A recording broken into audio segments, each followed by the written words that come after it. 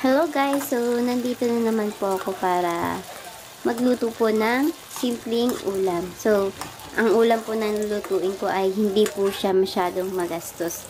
At ito po ay sinisimulan ko na pong lutuin o iprito ang tofu. Yan. Ipiprito muna po siya. At syempre, hiniwa ko po siya ng ganyan. At pagkatapos na pong prituhin, inenext ko na po yung garlic.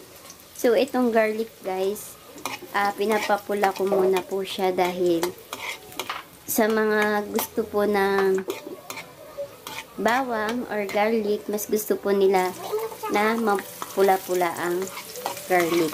So, mapula na po yung garlic. Sinunod ko na yung onion. Yan, gisa-gisa lang po siya guys. Mas gusto kasi ng ibang bawang at saka sibuyas yung medyo luto bago siya haluan ng iba pa. So guys, sinimulan ko nang ilagay yung kangkong. Yan. Hindi ko to hahaluin. Tatakpan lang po natin siya para maluto po siya ng konti. Okay. Yan. So, takpan na po natin guys.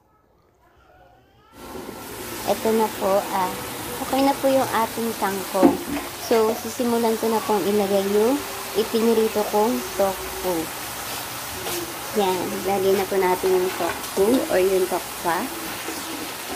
At syempre, para magkaroon siya ng lasa, ay lalagyan po natin ng sugar or asukal.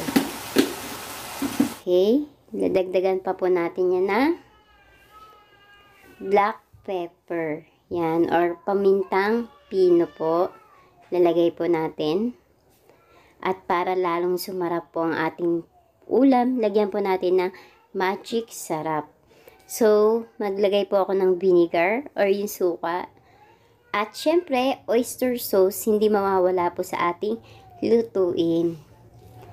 Yan. So, nilagyan ko na rin po ng toyo, soy sauce.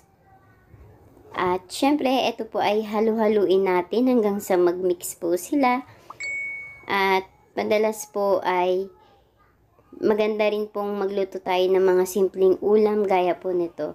So, mas mainam din po ito para po hindi puro karne ang ating kinakain.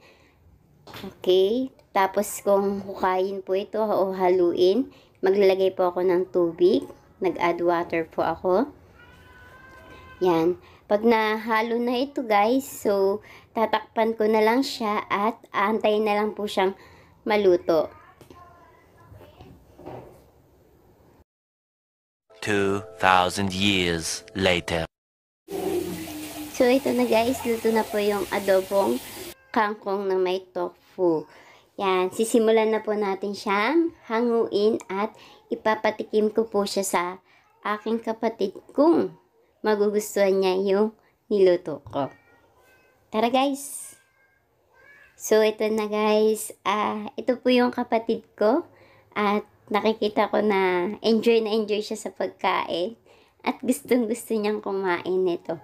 So, minsan po, pagbigyan po natin silang kumain ng gulay o masanay sila sa pagkain gulay para masustansya po o palagi ang kanilang kinakain.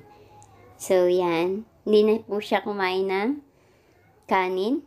Yan na lang po ang kanyang kinakain. Yan. Nakit pa ng ngiti, o. O, diba?